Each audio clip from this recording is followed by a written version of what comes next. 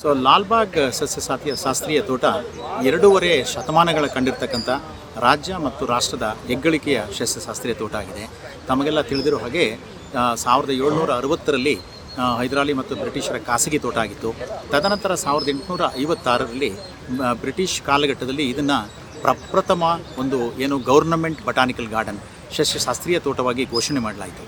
ಸುಮಾರು 160 ವರ್ಷಗಳು ಈ ಒಂದು ಸಸ್ಯಶಾಸ್ತ್ರೀಯ ತೋಟ, ಅಧಿಕೃತ ಸಸ್ಯಶಾಸ್ತ್ರೀಯ ತೋಟ ಅಂಥೇಳಿ ಕರೆದು 160 ವರ್ಷ ಆಗಿರ್ತಕ್ಕಂಥ ಒಂದು ಸಂದರ್ಭ.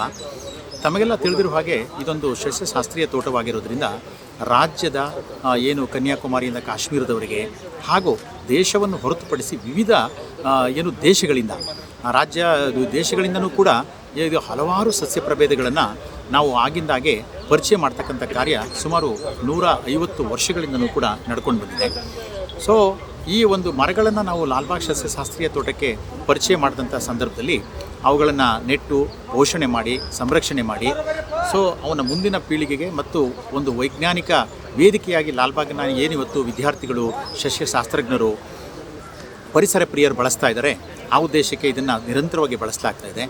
ಆದರೆ ಸುಮಾರು 200 ವರ್ಷಕ್ಕೂ 200 ವರ್ಷಕ್ಕೂ ವಯಸ್ಸಾದಂಥ ಹಳೆ ಮರಗಳು ವಯಸ್ಸಿನ ಕಾರಣದಿಂದಲೋ ಅಥವಾ ಕೀಟ ರೋಗ ಬಾಧೆಗಳಿಂದಲೋ ಅಥವಾ ಮಳೆಗಾಳಿಯಿಂದನೋ ಕಾರಣಕ್ಕೋ ಧರೆಗೆ ಬಿದ್ದಂಥ ಸಂದರ್ಭದಲ್ಲಿ ಅವನ ಸಾಮಾನ್ಯವಾಗಿ ನಾವೇನು ಮಾಡ್ತಾಯಿದ್ವಿ, ಉರುವಲ್ಗೋ ಅಥವಾ ಬೇರೆ ಉದ್ದೇಶಕ್ಕೋ ಲಾಲ್ಬಾಗ್ನಿಂದ ಸುಲಲಿತವಾಗಿ ಒಂದು ಹೊರಸಾಗಿಸ್ತಕ್ಕಂಥ ಕೆಲಸವನ್ನು ಮಾಡ್ತಾಯಿದ್ವಿ.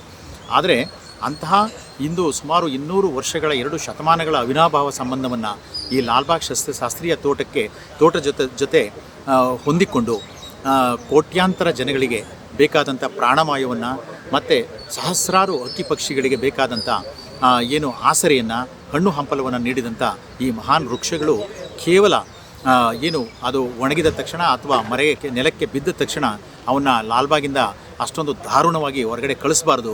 ಅವುಗಳಿಗೆ ಏನಾದರೂ ಒಂದು ರೂಪವನ್ನು ಕೊಟ್ಟು ಲಾಲ್ಬಾಗ್ನಲ್ಲಿ ಮತ್ತೆ ಶಾಶ್ವತವಾಗಿ ಅವು ನೆಲೆಯನ್ನು ಊರಿ ಸಹಸ್ರಾರು ಜನರಿಗೆ ದರ್ಶನವನ್ನು ನೀಡ್ತಕ್ಕಂಥ ಒಂದು ಕಲ್ಪನೆಯನ್ನು ಮಾಡಬೇಕು ಅಂತಕ್ಕಂಥ ಚಿಂತನೆಯನ್ನು ಮಾಡಿದಂಥ ಸಂದರ್ಭದಲ್ಲಿ ಯಾಕೆ ಈ ಒಂದು ಬಹಳಷ್ಟು ಬೆಲೆ ಬಾಳ್ತಕ್ಕಂಥ ವ್ಯಾಲ್ಯೂಬಲ್ ಆಗ್ತಕ್ಕಂಥ ಮರಗಳನ್ನು ಮತ್ತೆ ನಾವು ಒಂದು ಮರಗೆತ್ತನೆಯ ಮೂಲಕ ಇಲ್ಲಿ ಮರುಸ್ಥಾಪಿಸಬಾರ್ದು ಅಂತಕ್ಕಂಥ ಚಿಂತನೆಯನ್ನು ಕೈಗೊಂಡ್ವಿ.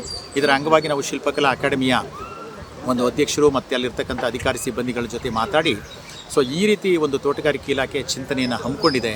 ಆ ನಿಟ್ಟಿನಲ್ಲಿ ತಾವು ಸಹಕಾರವನ್ನು ನೀಡಿ ಅಂತ ಹೇಳಿದಾಗ 2018ರಲ್ಲಿ ಪ್ರಪ್ರಥಮ ಬಾರಿಗೆ ನಾವು ತೋಟಗಾರಿಕೆ ಇಲಾಖೆ ಮತ್ತು ಶಿಲ್ಪಕಲಾ ಅಕಾಡೆಮಿಯ ಸಂಯುಕ್ತ ಆಶ್ರಯದಲ್ಲಿ the first national wood carving ಶಿಬಿರವನ್ನು 15 ದಿವಸಗಳ ಕಾಲ ಹಮ್ಮಿಕೊಂಡ್ವಿ.